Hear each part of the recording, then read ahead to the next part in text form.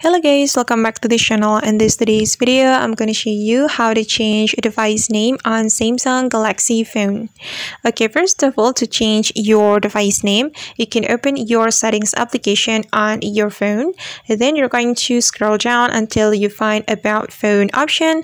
It's over here. Then just click on this about phone option. And then you can change your device name right here. You just need to click on edit button. Okay, then you can edit your phone name right here. For example, I'm going to name it Marl's phone. Okay, then you can read the description right here. This name will be shown on other devices when your phone is available to connect using Bluetooth, Wi-Fi Direct, and other methods. Then you just need to click on done.